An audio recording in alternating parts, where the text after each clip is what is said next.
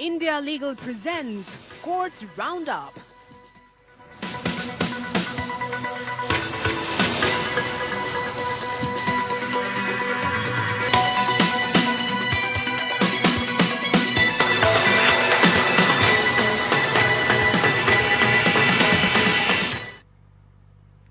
नमस्कार, मैं हूं आपके साथ नेहा दुबे। कोर्ट्स राउंडअप में आपका बहुत स्वागत है। इस बुलेटिन में अगले आधे घंटे हम आपको कोर्ट से जुड़ी तमाम छोटी बड़ी खबरों से करवाएंगे रूबरू। कोर्ट की कार्रवाई और सुप्रीम कोर्ट से लेकर हाई कोर्ट और लो कोर्ट तक के फैसलों को रखेंगे आपके सामने। तो आइए शुरू करते हैं courts roundup. India Legal presents Courts Roundup.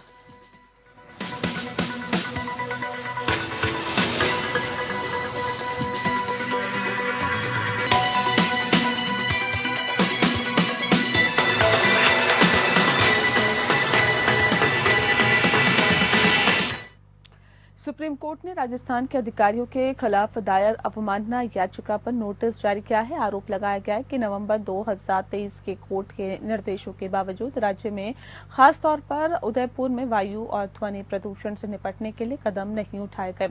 अवमानना याचिका 2015 में 3 शिशुओं अर्जुन गोपाल, आरव भंडारी और जोयाराव भसीन द्वारा दायर की गई।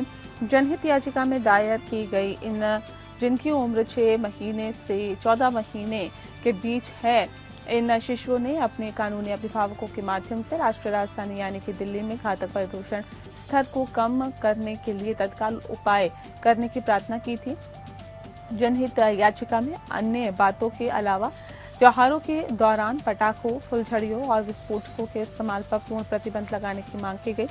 नवंबर 2016 में दिवाली के बाद लगभग 2 सप्ताह तक दिल्ली और राष्ट्रीय राजधानी क्षेत्र में बिगड़ते प्रदूषण और स्तर को देखते हुए मद्देनजर रखते हुए सुप्रीम कोर्ट ने दिल्ली और एनसीआर क्षेत्र में सभी प्रकार के पटाखों की बिक्री, भंडारण और नए लाइसेंस जारी करने पर प्रतिबंध लगा दिया था। नवंबर 2023 में कोर्ट ने राजस्थान राज्य और उदयपुर के जिला प्रशासन को उदयपुर शहर में वायु प्रदूषण को रोकने के लिए तुरंत कदम उठाने के निर्देश देने की मांग वाली एक अर्जी पर सुनवाई की। राज्य के संबंध में कोई विशेष आदेश पारित किए बिना कोर्ट ने संकेत दिया कि वायु या ध्वनि प्रदूषण को कम करने और इससे बचने के तरीके पर पिछले कुछ वर्षों में जनहित याचिका में पारित आदेश देश के हर राज्य के लिए बाध्यकारी होंगे। कोर्ट ने कहा कि हम स्पष्ट करते हैं कि राजस्थान राज्य भी इस पर ध्यान देगा और न केवल त्योहारों के दौरान मौसम बल्कि उसके बाद भी वायु ध्वनि प्रदूषण को कम करने के लिए सभी कदम उठाएगा। आदेश की अवमानना का आरोप लगाते हुए वर्तमान याचिका दायर की गई, जिसमें कहा गया है कि प्रतिवादियों द्वारा कोई भी कार्रवाई नहीं की गई और निवासियों को सलाह जारी करना तो दूर की बात है।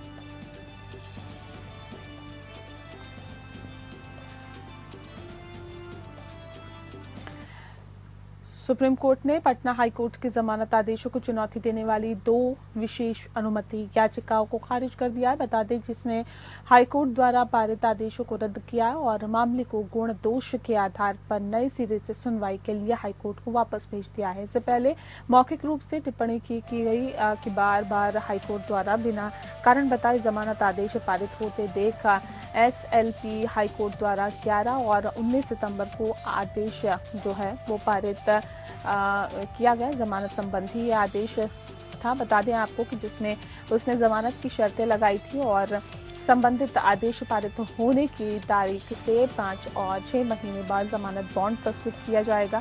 हाईकोर्ट ने बिहार मद्य निषेध और उत्पाद शुल्क संशोधन अधिनियम के तहत दंडनीय अपराधों के संबंध में 19 सितंबर को आरोपी को जमानत दी थी। जस्टिस बेला एम त्रिवेदी और जस्टिस सतीश चंद्र शर्मा की खंडपीठ ने जमानत शर्तों के बारे में सूचित किए जाने पर टिप्पणी की कि जज ने न केवल कारण बताए बिना आदेश पारित किया बल्कि ऐसी जमानत शर्तों को भी लागू किया। न्यायालय ने कहा कि अगर हाईकोर्ट गुण दोष के आधार पर संतुष्ट है तो वह या तो जमानत दे सकता है या खारिज कर सकता है, लेकिन ऐसी शर्तें नहीं लगाई जा सकती हैं। ये पिछले कुछ दिनों में हाईकोर्ट द्वारा पारित कुछ आदेशों में से एक है, जिसमें मामले को गुण दोष के आधार पर तय किए बिना हाईकोर्ट ने वर्तमान याचिका को जमानत दी थी। इस शर्त के अधीन की याचिकाकर्ता आरोपी आदेश पारित होने के 6 महीने बाद जमानत बॉन्ड प्रस्तुत करेगा। जमानत देने वाले आदेशों के क्रियान्वयन को 6 महीने के लिए स्थगित करने के लिए कोई कारण नहीं बताए गए। हमारी राय में किसी व्यक्ति आरोपी को जमानत देने के लिए कोई ऐसी शर्त नहीं लगाई जा सकती। यदि न्यायालय गुण दोष से संतुष्ट है तो उसे जमानत देनी चाहिए या अन्यथा उसे खारिज कर देना चाहिए।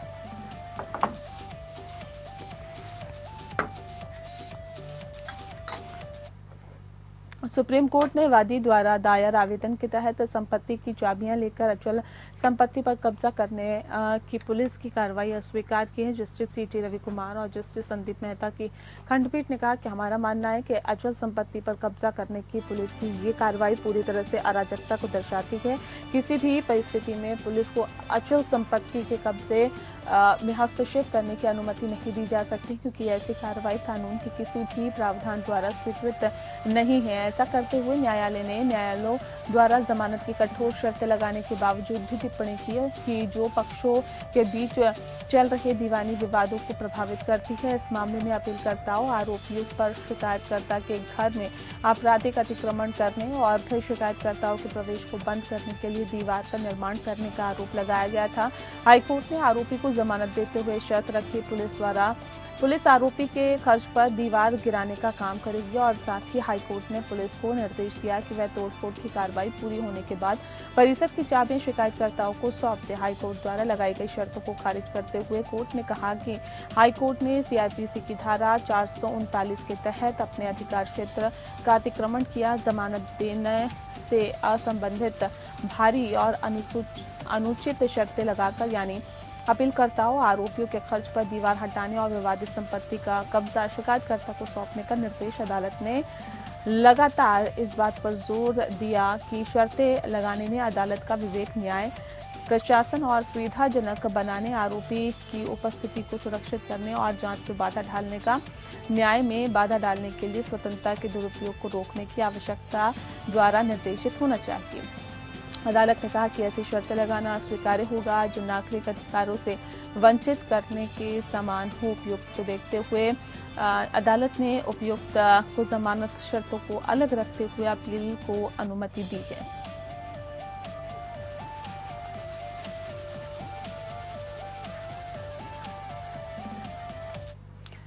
सुप्रीम कोर्ट ने कहा है कि जब दोष सिद्धि मृतक के करीबी रिश्तेदार को दिए गए मौखिक मृत्यु पूर्व कथन पर आधारित होती है तो न्यायालयों को अभियुक्त को दोषी ठहराने के लिए करीब रिश्तेदारों की गवाही की पर विश्वास करने में उचित सावधानी बरतनी चाहिए। जस्टिस सीटी रवि कुमार और जस्टिस सुधांशु धुलिया के खंडपीठ ने ऐसे मामले की सुनवाई की जिसमें अभियोजन पक्ष ने मृतक द्वारा अपनी मां को दिए गए मौखिक मृत्यु पूर्व कथन का आधार पर अभियुक्त के अपराध को साबित करने का प्रयास किया है। निचली अदालत ने मृतक की मां की गवाही के आधार पर हत्या के मामले में अभियुक्त को दोषी ठहराया, जिसमें उसने कहा है कि उसके बेटे ने अभियुक्त के नाम बताते हुए मौखिक मृत्यु पूर्व कथन दिया था। हालांकि मृतक के मां के बयान में महत्वपूर्ण विसंगति को देखते हुए हाईकोर्ट ने दोषी सिद्ध खारिज कर दी और क्योंकि मामले में शिकायतकर्ता रही मां ने अपने बेटे द्वारा दिए गए मृत्यु पूर्व कथन के बारे में धारा 161 सीआरपीसी के बयानों में कुछ भी नहीं कहा था। हालांकि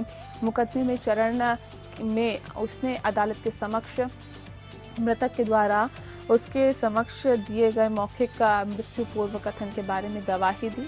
न्यायालय ने कहा है कि भले ही एफआईआर का उद्देश्य सभी जटिल और सूक्ष्म विवरणों का वृत्तांत रखने वाला विश्वकोश न हो, लेकिन इसका उपयोग साक्ष्य अधिनियम की धारा 157 के तहत इसके निर्माता की पुष्टि करने का साक्ष्य अधिनियम की धारा 145 के तहत इसके निर्माता यानी कि शिकायतकर्ता का खंडन करने के लिए किया जा सकता है, जिससे कि स्थापित किया जा सके कि वह एक विश्वसनीय गवाह है या नहीं। कोर्ट ने साक्ष्य को अविश्वसनीय और भरोसेमंद नहीं पाते हुए न्यायालय ने अभियुक्त को संदेह का लाभ दिया है। फिर प्रतिवादी की बरी के खिलाफ राज्य द्वारा दायर अपील खारिज कर दी गई।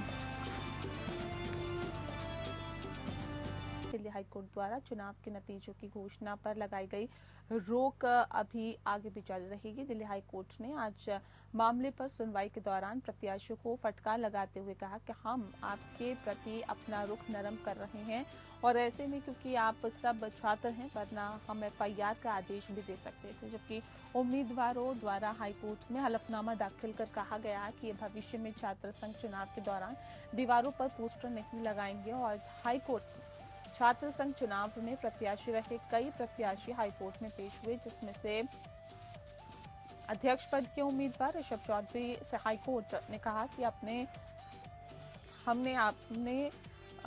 बहुत से पोस्टर देखे हैं और आपने महंगी कारों का इस्तेमाल किया। आप छात्रों के लिए रोल मॉडल हैं और आपके समर्थकों के द्वारा हाईवे को बंद किया गया। आपको जाकर कैंपस को साफ कराना होगा और करना भी होगा।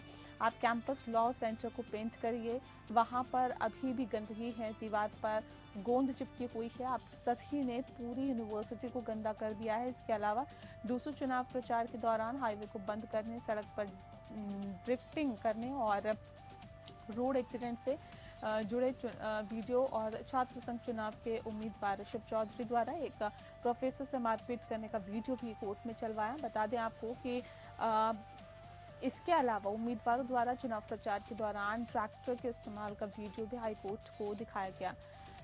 हालांकि हाईकोर्ट ने सभी उम्मीदवारों से कहा है कि आप युवा हैं, इसीलिए हम आपको एक और मौका दे रहे हैं। आप यूनिवर्सिटी से पोस्टर बैनर हटाने के साथ यूनिवर्सिटी की साफ सफाई और उसे दोबारा पेंट कराएं। और साथ ही हाईकोर्ट ने सभी उम्मीदवारों से हलफनामा दाखिल करने के निर्देश भी देते हुए इस मामले की अगली सुनवाई 11 नवंबर को तय कर दी है। इस मामले पर सुनवाई के दौरान ही पुलिस, जी हां, दिल्ली पुलिस ने इस मामले पर स्टेटस रिपोर्ट दाखिल करने के लिए अतिरिक्त समय की मांग को कोर्ट ने स्वीकार कर लिया है।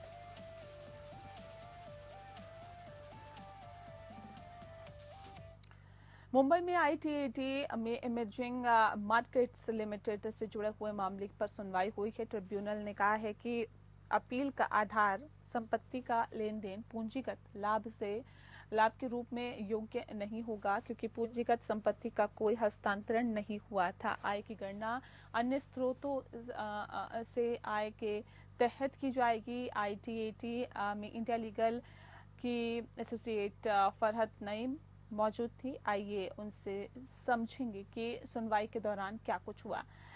फरहत, सुनवाई के दौरान क्या कुछ हुआ, विस्तार से बताएं। जी, तो ये इमर्जिंग मार्केट्स का लिमिटेड का आज case income tax appellate tribunal की ऑनरेबल मिस्टर संदीप सिंह कर्नेल और ऑनरेबल मिस्टर ओमकारेश्वर सिद्धार के कोर्ट में ये केस लिस्टेड था। तो ये केस इनकम के हेड्स को लेकर था। जैसा कि हम सब जानते हैं, इनकम टैक्स में इनकम के 5 हेड होते हैं, यानी इनकम जो आती है वो 5 हेड में डिवाइड की जा सकती है, जो कि है कि income from salary, income from house properties, income from profit and gain of business और profession, income from capital gain and income from other sources. तो इस केस में ये क्वेश्चन है कि क्या ट्रांसफर ऑफ एसेट है वो कैपिटल गेन के हेड में आएगा या फिर इनकम फ्रॉम अदर सोर्सेज। अब आप अगर ये सोच रहे हैं कि क्या ही फर्क पड़ता है कि किसी हेड में आए, इनकम टैक्सेबल तो है ही, तो इसका हेड इस तरीके से स्पेसिफाई करना क्यों जरूरी है। ये जरूरी है क्योंकि हेड पर इनकम, हर हेड पर इनकम टैक्स अलग लगता है। इनफैक्ट कैपिटल गेन की भी अगर हम लोग बात करें तो वो 2 तरह की है, शॉर्ट टर्म कैपिटल एसेट और लॉन्ग टर्म कैपिटल एसेट, और इसी तरीके से उस पर गेन्स कैलकुलेट होते हैं। लोग अक्सर अपने कैपिटल गेन को लॉन्ग टर्म दिखाने की कोशिश करते हैं, क्योंकि लॉन्ग टर्म कैपिटल गेन पर हमें कम टैक्स देना पड़ता है। बात करें इस केस की, तो ये appeal commissioner of income tax के ऑर्डर को चैलेंज करते हुए डिपार्टमेंट ने इस एपलेट ट्राइब्यूनल में फाइल की, जहां डिपार्टमेंट का ये कहना था, उनकी एक इंटेंशन थी कि जो ट्रांसफर ऑफ एसेट है उसमें कोई कैपिटल एसेट इन्वॉल्व नहीं है, और क्योंकि जब कोई कैपिटल एसेट इन्वॉल्व ही नहीं है, ट्रांसफर ही नहीं हुआ, तो वो कैपिटल गेन की डेफिनेशन में आएगा नहीं। कैपिटल गेन को अगर हम लोग समझें तो इनकम टैक्स के सेक्शन 45 में ये डिफाइन है, जहाँ पे वो कहता है कि जहाँ पे एक्सप्लेन किया गया है कि जी सुन पा रहे हैं आपको। जी, ओके। तो वहाँ पे सेक्शन 45 में इनकम टैक्स में कैपिटल गेन एक्सप्लेन किया गया है, और अगर हम लोग बहुत ही सिंपल तरीके से इसे एक्सप्लेन करें तो कैपिटल गेन वो गेन है जो कैपिटल एसेट के ट्रांसफर होने पर अकर होता है। ऐसे ही सेक्शन 2 सबसेक्शन 14 में कैपिटल एसेट को बताया गया है, और कैपिटल एसेट 2 टाइप के होते हैं, लॉन्ग टर्म और शॉर्ट टर्म, जिसे हम लोग पीरियड ऑफ होल्डिंग से डिसाइड करते हैं। नाउ बात करें अगर हम लोग इनकम फ्रॉम अदर सोर्सेज की, जिसके बीच में कंटेंशन है कि कैपिटल गेन में आएगा, इनकम फ्रॉम अदर सोर्सेज में आएगा। इनकम फ्रॉम अदर सोर्सेज वो इनकम है जो किसी और हेड में, किसी और इनकम के हेड में फॉल नहीं करती। तो सेक्शन 56 ऑफ इनकम टैक्स में ऐसी कई और इनकम मेंशन की हुई है जो इनकम फ्रॉम अदर सोर्सेज में कैलकुलेट की जाती है, जैसे कि डिविडेंड इनकम है, इंटरेस्ट ऑन सिक्योरिटीज है, income from letting of machinery, plants, furniture, ये सारी की सारी इनकम फ्रॉम अदर सोर्सेज के हेड में आती है। ऐसे ही और भी हैं इनकम के एग्जाम्पल्स हैं जो सेक्शन 56 में उनका और सब सेक्शंस में क्लॉजेस में मेंशन की गई है जी। तो आज कोर्ट की हेयरिंग के दौरान कोर्ट ने ये भी नोटिस किया कि एक जगह तो डिपार्टमेंट इस ट्रांसफर को income from other sources consider कर रहा था। उनका कंटेंशन था ये कि इनकम फ्रॉम अदर सोर्सेज में से आएगा, और वहीं पर इनकम को कैरी फॉरवर्ड भी किया जा रहा था, तो जो कि पॉसिबल ही नहीं है। अगर आप इनकम फ्रॉम अदर सोर्सेज बोले तो वहाँ कैरी फॉरवर्ड का प्रोविजन ही नहीं आता, तो जो पॉसिबल नहीं है। तो कोर्ट ने इस चीज की क्लैरिफिकेशन जवाब डिपार्टमेंट से मांगा है और इसकी अगली डेट दिसंबर में दी है। जी, बहुत शुक्रिया आपका फरहत, आपने बहुत विस्तार से जानकारी दी, इसके लिए आपका बहुत बहुत शुक्रिया। वहीं बॉम्बे हाईकोर्ट ने प्रवर्तन निदेशालय द्वारा गिरफ्तार किए गए एक व्यक्ति को जमानत देते हुए पिछले सप्ताह कहा था कि धन शोधन रोधी एजेंसी ने गिरफ्तारी की अपनी शक्तियों का दुरुपयोग किया और अपनी मनमर्जी से काम किया है। जस्टिस रेवती मोहिते डेरे और जस्टिस पृथ्वीराज चौहान के खंडपीठ ने याचिकाकर्ता दीपक देशमुख को 8 साल पहले 2016 में दर्ज किए गए अपराध में गिरफ्तार करने के लिए ईडी को फटकार लगाई, जिसमें न तो उनका नाम था और न ही आरोप पत्र दायर किया गया था। खंडपीठ ने कहा कि ईडी द्वारा दर्ज धन शोधन मामले में आरोप लगाया गया है कि याचिकाकर्ता को अपराध की कुल आय में से करीब 49,50,000 रुपए मिले। उन्होंने आगे कहा कि ईडी ने याचिकाकर्ता को 3 अलग अलग मौकों पर तलब किया और उन्होंने इसका जवाब दिया और यहां तक कि जांच में सहयोग करना जारी रखा। हाईकोर्ट द्वारा कोविड-19 के दौरान एक घोटाले के संबंध में याचिकाकर्ता द्वारा दायर शिकायत पर भाजपा एक विधायक के खिलाफ जांच का आदेश देने के बाद ही खंडपीठ ने कहा कि ईडी ने याचिकाकर्ता के घर पर छापा मारा और उसे गिरफ्तार यानी कि 4 सितंबर 2024 को गिरफ्तार किया और अगले दिन एक विशेष अदालत के समक्ष पेश किया। उन्हें ईडी की हिरासत में भेज दिया गया और फिर 12 सितंबर को उन्हें न्यायिक हिरासत में भेज दिया गया। इसके अलावा खंडपीठ ने कहा कि ईडी के अधिकारियों द्वारा याचिकाकर्ता को दिए गए गिरफ्तारी के आधार और विश्वास करने के कारण समान थे। प्रथम दृष्टया ऐसा प्रतीत होता है कि याचिकाकर्ता की हिरासत की मांग की गई थी, जबकि ईडी के पास पहले से ही संबंधित दस्तावेज हैं जिनके साथ छेड़छाड़ करने का कोई सवाल नहीं है। प्रथम दृष्टया हम पाते हैं कि ईडी ने गिरफ्तारी की अपनी शक्ति का दुरुपयोग किया है। खंडपीठ ने कहा है कि 4 सितंबर को याचिकाकर्ता की गिरफ्तारी और उसके बाद रिमांड के आदेश अवैध हैं और अरविंद केजरीवाल के मामले में निर्धारित नियमों की से अनभिज्ञता में ये आदेश पारित किए गए। इसीलिए खंडपीठ ने याचिकाकर्ता को जमानत की अंतरिम राहत देते हुए कहा कि जीवन और स्वतंत्रता को अधिकार संवैधानिक जनादेश के मद्देनजर पवित्र है।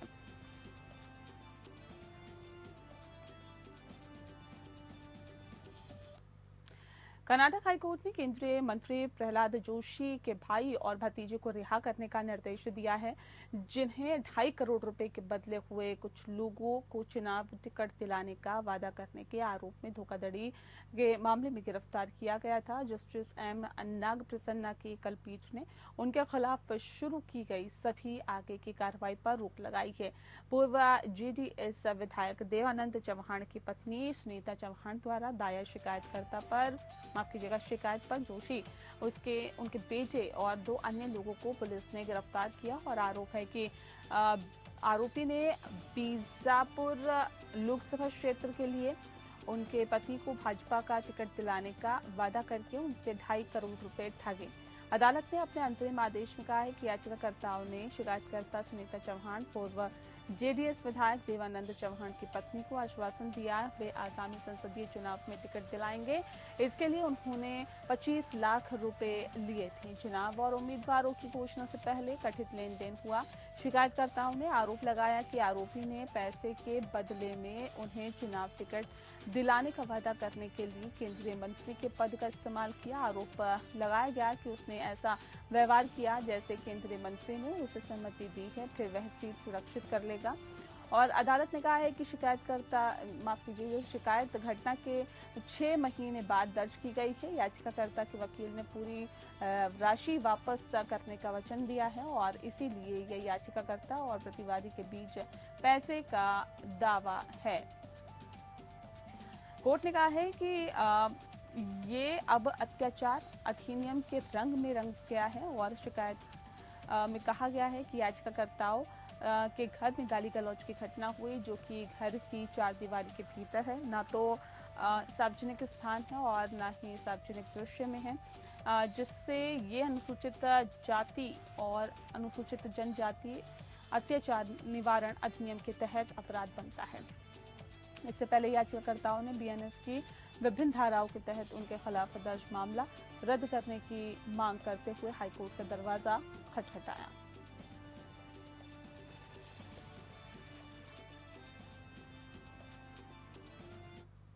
और इसी के साथ फिलहाल इस बुलेटिन में इतना ही। नमस्कार। India Legal presents Courts Roundup.